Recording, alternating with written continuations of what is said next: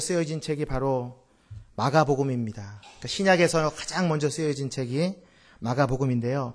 AD 67년에서 70년 사이에 기록이 됐습니다.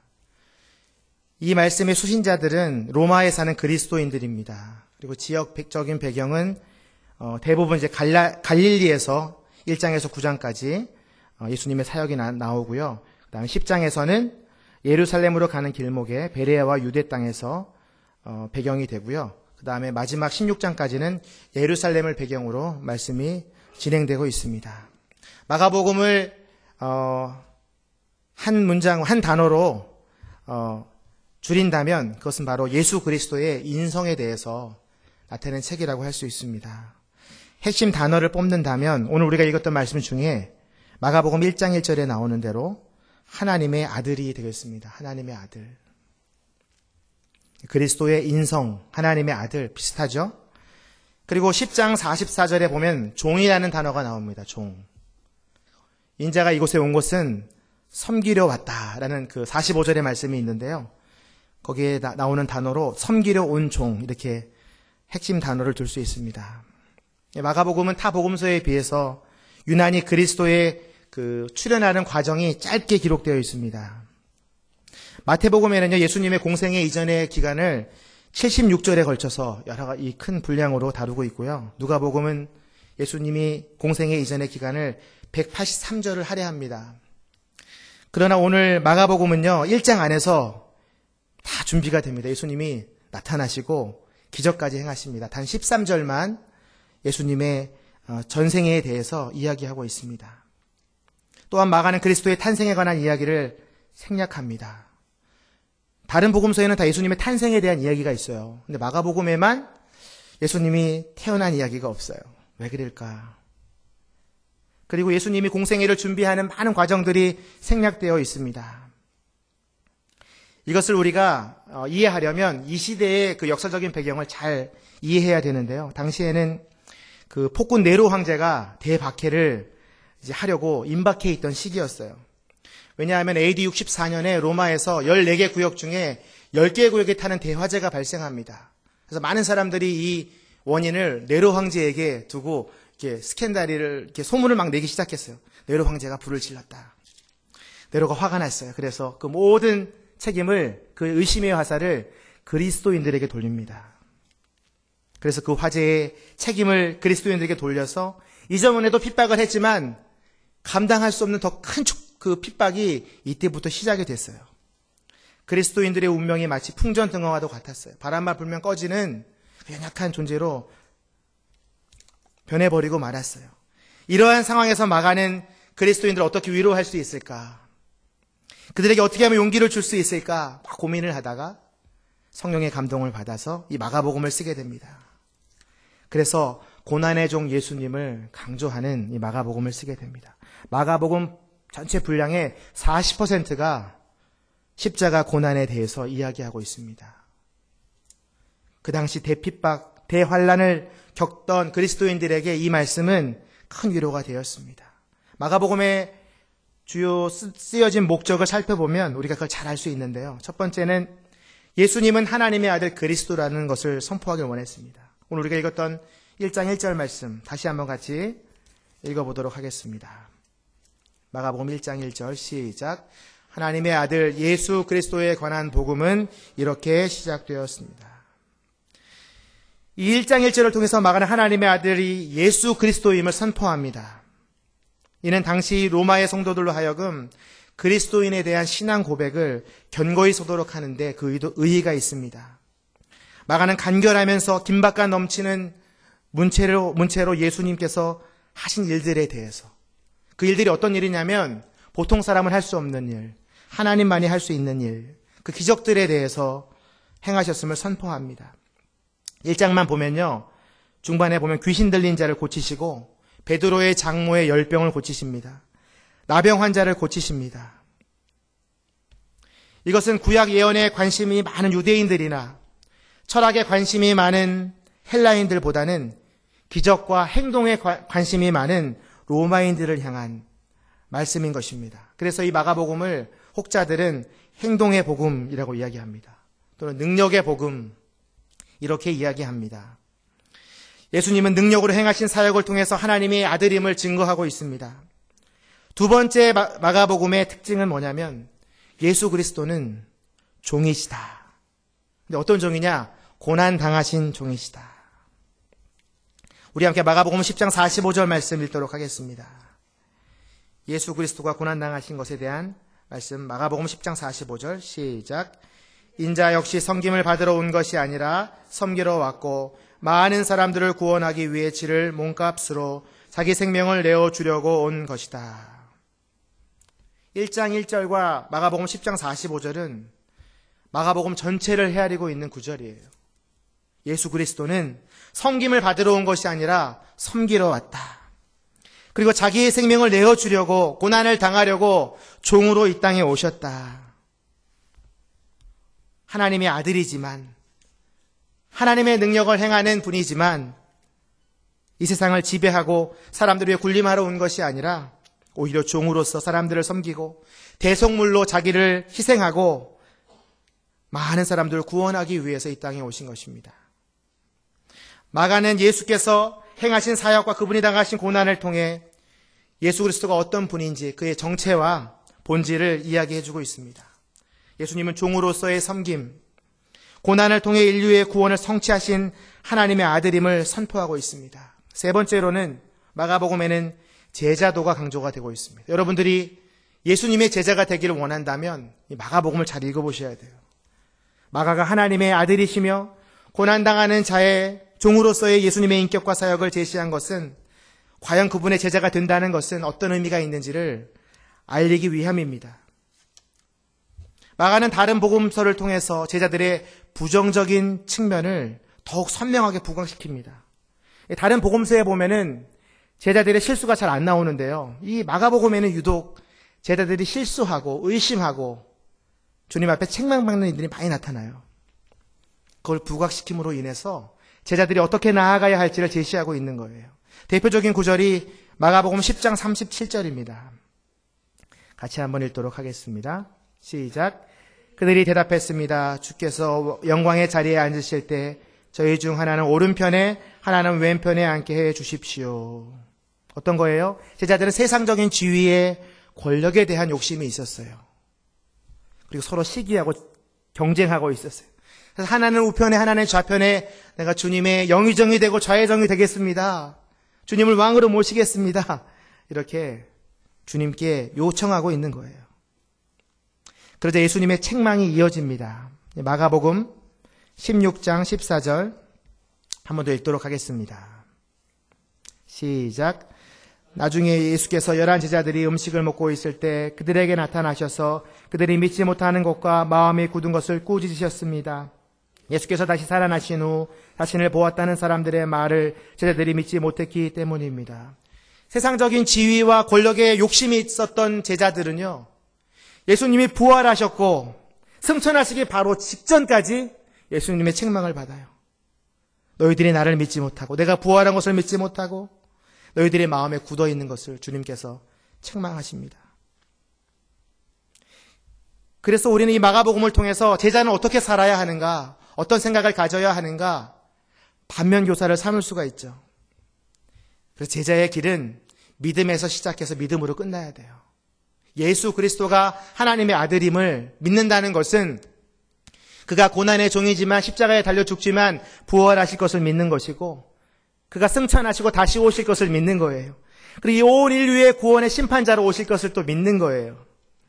그게 제자도의 길이에요.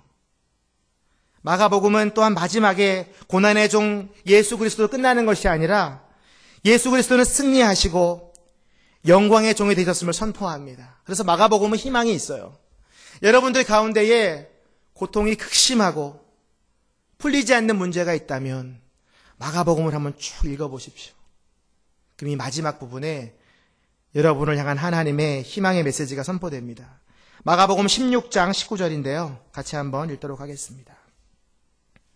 시작.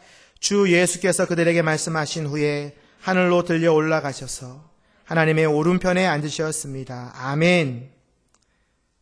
하늘의 오른편에, 하나님의 오른편에 앉으셨습니다. 영광의 종이 된 거예요. 지극히 낮아진 종의 모습이지만 처절하게 낮아진 십자가의 모습이지만 나중에는 하늘로 들러 올라가셔서 하나님 우편에 앉아 계시는 거예요. 영광의 종으로 마무리되고 있어요. 얼마나 멋있어요. 하나님의 아들 예수 그리스도가 이 땅에 오셔서 고난을 당하시고 섬기시고 죽는 것 같지만, 제자들에게 무시당하는 것 같지만 마지막엔 영광의 종으로 올라가신 거예요. 이것이 예수 그리스도의 복음, 마가복음이 전하는 복음의 핵심입니다. 이 마가복음에는요, 몇 가지 또 별명이 있어요. 이 마가복음은 다른 복음서에 비해서 문체가 굉장히 간결해요. 짧아요. 그리고 굉장히 빨리빨리 진행이 돼요. 그래서 많은 학자들은 이 문학적 가치가 없다는 책으로 이 책을 등한시했어요. 천대받은 복음서예요. 역사적 가치도 없고 증명된 것도 없고, 또 베드로를 따라다니던 마가가 썼기 때문에 그 쓴 저자에 대해서도 잘 인정을 못 받았어요. 근데 어느샌가 이 마가복음은 첫 번째 쓰여진 복음서라는 것으로 많은 학계에서 비상한 관심을 받게 돼요. 그래서 공관복음에 신데렐라라는 그런 별명이 있어요. 이 복음서 안에는 천대받고 고통당했지만 나중에 영광의 왕으로 등극하는 예수 그리스도의 모습, 마치 신데렐라의 모습과 같은 그 복음서의 핵심이 들어있어요. 그럼에도 마가복음은 역사성에 대한 지나치긴 강조 때문에 예수님의 그냥 일대기 정도, 예수님의 생애 전기 정도로 간주되어졌어요. 그래서 마태복음에 있는 모든 일들이 마가복음에 있기 때문에 마태복음의 간결판이라고 부르고 있어요. 하지만 저는 이 마가복음을 읽으면서요, 이 마가복음이 말하고자 한 주제, 예수 그리스도는 하나님의 아들이고 섬기러 오신 종이다 이라는 주제가 곳곳에 나오면서 우리가 이 복음서를 통해서 얻어야 될 의미가 얼마나 큰지 계속해서 깨닫게 돼요. 읽으면 읽을수록 내가 예수 그리스도가 하나님의 아들이고 그가 고난을 당하러 왔지만 영광의 종으로 변화된 것에 대해서 감사하게 돼요. 마가복음의 이 복음은요, 이렇게 시작합니다. 오늘 우리가 읽은 말씀, 하나님의 아들 예수 그리스도에 관한 복음은 이렇게 시작됩니다. 이 말씀은 마가복음 전체를 함축하는 말씀입니다. 주님의 제자라면 예수님의 사역과 그의 신분에 대한 바른 이해가 반드시 필요하다는 것을 강조하고 있습니다. 그래서 예수님은 이 마가복음 안에서 우리에게 질문하고 계세요. 지금 이 말씀을 듣는 여러분들에게 마가복음 8장 29절 말씀을 통해서 이렇게 질문하십니다. 여러분 한번 속으로 대답해 보세요.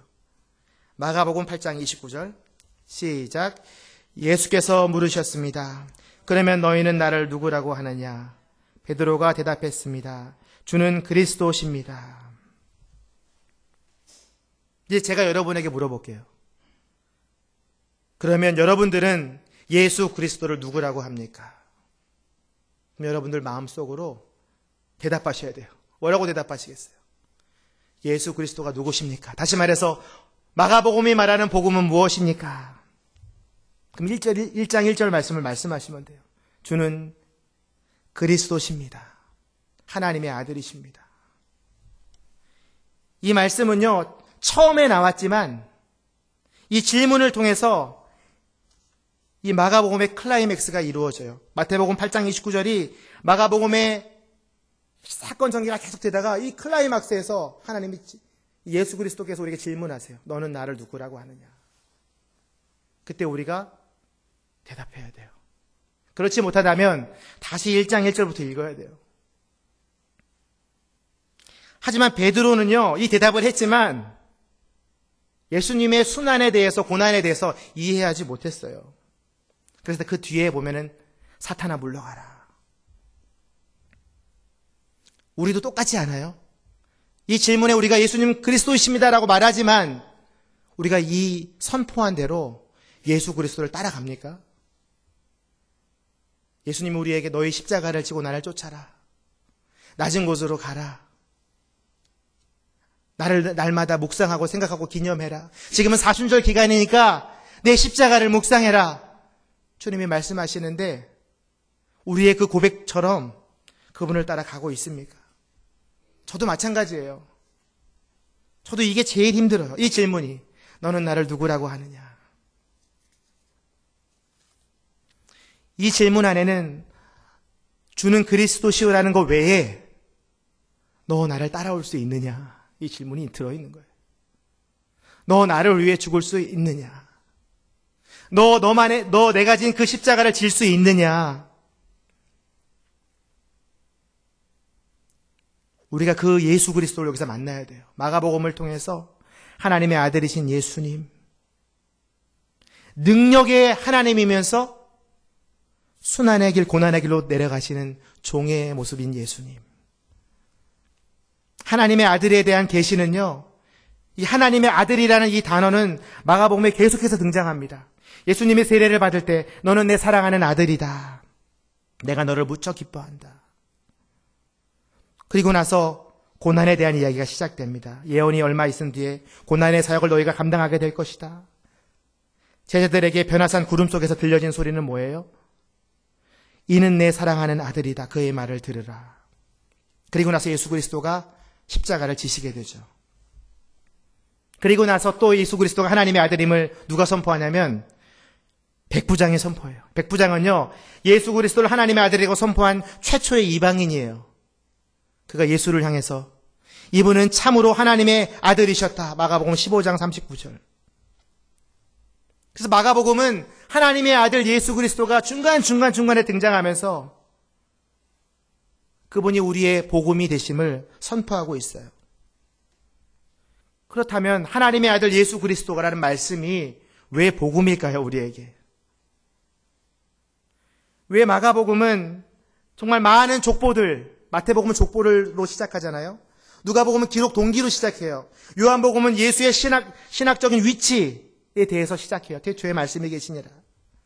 근데 여기서 시작하는 걸 보니까 마가복음은 하나님의 아들 예수 그리스도 이 단어로 시작해요. 그 이유가 있을 거예요. 왜 그럴까요? 제가 설명드린 대로 똑같아요. 종의 모습을 강조하기 위해서. 여러분, 종을 소개하는데 족보를 대는 필요는 없잖아요. 종의 모습을 이야기하는데 그의 신적인 위치를 설명할 필요가 없잖아요. 그 종은 종인 거예요. 예수 그리스도가 종되심을 선포하기 위해서 이 도입문이 이렇게 간단한 거예요. 하나님의 아들 예수 그리스도. 이거면 충분해요. 그래서 마가의 신학은 예수는 하나님의 아들이다 라고 할 수 있어요. 이것이 마가복음의 주제고 복음서를 쓴 목적이에요.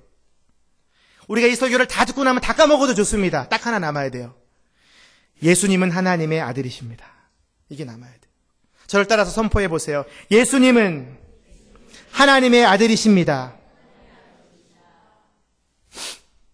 그래서 마가복음에 보면은 예수님의 인간적인 모습이 많이 나타나요. 굉장히 화를 내셔서 분노하시기도 하고 예루살렘을 보면서 탄식하시기도 하셨어요. 굉장히 피곤해하셨어요. 목도 마르셨고 염려도 하셨어요. 왜 그런지 아세요? 완전한 인간이셨기 때문에. 고난을 자처한 종의 모습이었기 때문에. 근데 유대인들은요, 예수님이 이렇게 완벽한 인간의 모습으로 오셨기 때문에 오히려 이분이 하나님일지도 모른다는 생각 자체를 안 했어요. 왜냐하면 그 당시에 유대인들의 정신을 지배했던 헬라 문화는 하나님은 거룩하시기 때문에 절대로 이 더러운 물질 세계를 입을 수 없다고 믿고 있었어요. 근데 그 더러운 인간의 모습으로 예수님이 오셨단 말이에요. 그러니까 유대인들이 믿을 수가 없었어요. 근데 마가는 그 유대인들의 생각에 더욱 반항하면서 선포해요. 예수님은 하나님의 아들이다. 이걸로 복음서를 시작하는 거예요. 그리고 나서 우리말 성경에 보면은 본문의 첫 시작이 하나님의 아들 예수 그리스도이지만 원어 성경을 보면은요, 첫 번째 시작되는 단어가 복음의 시작이에요. 복음의 시작은 하나님의 아들을 예수 그리스도로 인정하는 것이다. 이렇게 해석할 수 있어요. 우리가 말하는 복음은 뭐예요? 5가지 복음밥의 그 복음의 핵심은 뭐냐면 하나님의 아들을 예수 그리스도로 인정하는 거예요. 그게 복음이에요. 그걸 전하는 거예요. 복음은 하나님의 아들 예수 그리스도를 고백하는 거예요. 이 명제에 우리가 다 아멘 하잖아요. 그리고 구원을 얻었잖아요. 그리고 그걸 전하잖아요. 마가복음은 이것을 강조하기 위해서 모든 것을 생략했어요. 도입부도 생략하고 예수님의 산상수훈 내용도 생략하고 그분이 하나님의 아들이라는 것을 선포한 뒤에 1장부터 벌써 신적인 활동이 드러나요. 기적이 드러나요. 막 하나님이 아들이라는 증거가 계속해서 기적으로 일어나고 있어요. 구약 성경에서도요, 이 하나님의 아들 예수 그리스도를 여러 군데에서 예표하고 있는데 욥기 1장 6절에 보면 천사를 하나님의 아들로 표현합니다. 시편 82편 6절, 말라기 2장 10절에는 하나님의 백성을 또 하나님의 아들로 표현해요. 그것은 메시아를 뜻하는 거예요. 메시아, 하나님의 아들, 예수 그리스도가 구약에 예표된 대로 마가복음 1장 1절 첫 번째 시작하는 신약 성경에 시작하는 거예요. 이 마가복음에서도 예수님의 신적 행위에 대해, 기적에 대해서 3번이나 하나님의 아들이라는 표현을 써요. 마가복음 3장 11절 대표적인 구절인데 함께 읽도록 하겠습니다. 마가복음 3장 11절 시작. 더러운 귀신들은 예수를 보기만 하면 그 앞에 엎드러져서 당신은 하나님의 아들이십니다라고 소리쳤습니다. 이게 굉장히 놀라운 표현이에요. 왜냐하면 이거 고백을 한 사람 주체가 누구냐면 귀신들이에요. 저는 이 구절을 보면서 유대인들보다 귀신들이 믿음이 더 좋은 것 같아요. 정말 이분이 하나님의 아들이고 인간의 모습으로 왔고 고난의 종인 것 같은데 이 귀신들은요, 귀신같이 이걸 고백하는 거예요. 그분이 하나님의 아들임을. 마가는 또한 예수님이 하나님의 아들임과 동시에 그리스도임을 선포합니다. 그리스도. 그리스도는 뭐예요? 기름 부음 받은 자, 메시아, 구세주. 구약시대에서는 왕이나 제사장이나 선지자들에게 기름을 부었어요. 그 기름은 하나님의 성령을 의미해요. 그래서 머리에 기름을 붓는다는 것은 성령이 그에게 임하여 하나님의 사람으로 구별되었다라는 뜻이에요. 그러니까 그리스도란 말은 하나님의 일을 위해서 구분된 사람. 예수 그리스도가 바로 그리스도예요. 여러분들은 뭐예요? 그리스도인이죠. 여러분들이 다 성령의 기름을 받아서 이 복음을 행하고 따르고 전하기 위해 구분된 사람이에요. 그게 그리스도인의 정의예요. 그러니까 여러분 자신을 정의하면서 예수 그리스도가 과연 내 안에 있는가? 그 복된 소식이 내 삶에서 선포되어지는가? 복음은 굉장한 능력이 있어요. 이것을 여러분들이 믿고 선포할 때에 복음이 역사해요. 제가 이제 서빙고에서 일부 새벽 기도를 담당하는 그 교육자였는데요. 기도를 이렇게 찬양 인도를 제가 했었어요. 일주일에 2번 정도는 했는데 이 앞에 한 3명 정도 되는 그 자매님이 날마다 그 5시 정각에 앉으셔가지고 계속 우시는 거예요. 그래서 제가 좀 관심이 많거든요. 그런 분들한테. 그래서 제가 내려가가지고 자매님들 어떤 고민이 있으십니까? 물어보니까 이분들이 다 남대문 시장에서 장사를 하시는 분들이에요. 그래서 근데 다 3명이 다 자매예요. 3자매. 그래서 첫 번째 언니는 뭘 놓고 막 울고 있냐면 남편이 새 사업을 시작했는데 불안하다는 거예요. 둘째 언니한테 이제 물어보니까 둘째 언니는 셋째 동생이 있는데 좀 정신적으로 막 귀신이 들려가지고 교회를 못 나온다는 거예요. 넷째도 남편이 예수를 믿지 않아가지고 남편 때문에 막 울고 있더라고요. 그래서 제가 이분들을 위해서 어떻게 도와줄 수 있을까 고민하기 시작했어요. 기도하고 막 있는데 하나님께서 저에게 이런 마음을 주셨어요. 이들의 장사하는 곳에 가서 예배를 드려라 이렇게. 그래서 제가 이제 그들에게 제안을 했어요. 혹시 장사하는 곳에 가서 제가 예배를 좀 드릴 수 있을까요? 물어봤어요. 이분들이 너무 좋아하시는 거예요. 왜냐하면 또 이분들이 또 다 3명 다 똑같이 장사가 안 되고 있었어요. 그래서 그것도 있고 집안의 일도 있고 남편의 일도 있고 막 우는 거예요. 근데 저는요, 그렇게 누구에게 얘기해가지고 신만 가는 게 그게 처음이었어요. 성인 교육자가 되고 처음이었어요. 너무 떨렸어요. 하나님, 오늘 새벽 5시에 그 남대문 시장 장사가 4시 반에 끝나거든요. 그럼 그분들이 끝나고 5시까지 교회에 왔었는데 이번에 제가 가는 거예요. 제가 가서 그분 그 아동복 가게 앞에서 다 모이게 하고 예배를 드리려고 하는데 안 믿는 남편 2명이 그 자리에 왔어요. 저는 너무나 두려웠어요. 내가 처음 신방 설교하는 건데 믿지 않는 사람 2명이 와 있다니. 그리고 또 어떤 자매는 자기 직원을 또 데리고 왔어요. 얘도 안 믿는다고. 3명이 불신자와 3명의 기신자를 놓고 말씀을 막 선포하기 시작했어요. 그때 제가 선포한 말씀은 시편 말씀이에요. 119편 165절. 주의 법을 사랑하는 자에게는 큰 평안이 있으니 저희에겐 장애물이 없을 것이니라. 막 선포했어요. 제 개인적인 얘기까지 막 다 해가면서 아무튼 이들에게 복음이 들어가길 위해서 기도했어요. 근데 그 놀라운 일이 벌어졌어요. 한 15분 말씀을 전했는데 제 마음 가운데 복음 영접에 대한 마음이 막 들었어요. 그래서 혹시 이 중에 이 말씀을 듣고 예수님을 믿기로 결심하는 분이 있습니까? 딱 물어봤거든요. 그러니까 그 남편 둘이랑 그 여자 직원이 눈물을 쭉 흘리면서 내가 기도받고 싶습니다 그러더라고요. 제 일생에 처음 전도 설교한 거였어요. 복음의 능력. 그분이랑 저랑 아무 관계도 없잖아요. 저는 그냥 하나님이 마음을 주셔서 전한 것 뿐이잖아요. 그때 제가 깨달았어요. 복음은 엄청난 능력이 있구나. 그리고 나서요, 그 셋째 그 동생 있잖아요. 정신적으로 좀 어려운 그 자매 집을 또 방문하게 됐어요. 연결이 돼가지고 서빙고 전도팀이랑 같이 또 가서 막 말씀을 전하고 복음을 전했어요. 막 귀신이 떠나가고 또 성령의 역사가 일어났어요. 그래 그 네 남매가 그 송구영신 예배 때 다 저 위에서 예배를 딱 드리고 있는 모습을 제가 봤어요. 왜 교육자들이 올라가잖아요. 애국가 부르러. 얼마나 감사했는지 몰라요. 복음의 능력은 우리가 생각하는 것보다 아주 대단해요. 그 일을 위해서 여러분들이 그리스도인이라고 부름을 당하는 거예요. 그 복된 소식을 위해서 예수 그리스도가 이 땅에 오신 거예요. 그리고 우리는 그 복음에 대해서 지금 3월달 내내 나누고 있는 거예요. 예수 그리스도, 그에게 속한 복음, 예수 그리스도에 그 관한 복음이 가정을 살리고 공동체를 살리고 이 나라를 살릴 수 있어요. 그래서 여러분들은 예수 그리스도의 복음을 전하는 자들을 위해서 날마다 중보하셔야 돼요. 제가 지난 토요일 날 군부대를 갔다 왔어요.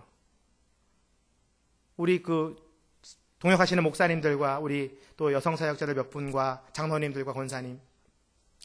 그래서 이제 세례를 하기 전에 식사를 하잖아요. 식사를 막 열심히 하고 있는데 서빙구의 어떤 그 군선교 팀의 팀원이 저희 앞에 딱 앉으시더니 군선교를 굉장히 많이 다니신 형제인데 이 설교를 하시는 목사님들이 예수님에 대한 얘기를 안 한다는 거예요.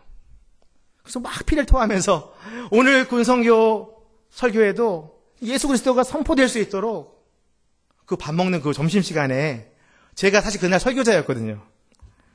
얼마나 마음에 부담이 되는지. 예수 그리스도의 복음이 빠지면 능력이 없는 것을 누구나 다 알잖아요. 근데 가장 잘 아는 사람들이 누구냐면은 귀신들이 잘 알아요.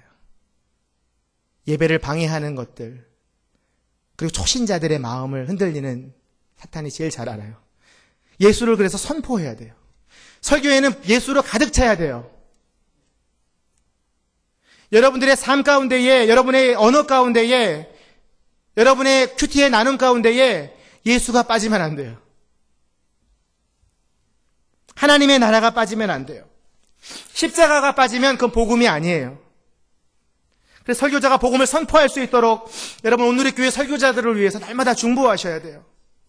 이재훈 목사님이나 신기선 목사님, 또 주위의 설교자들 모두를 두고 여러분들이 날마다 기도하셔야 돼요. 주일날 아침에 오시면 주보를 딱 들고 설교자들을 불러가며 기도하셔야 돼요. 마지막으로 우리가 묵상할 단어는 시작이라는 단어예요.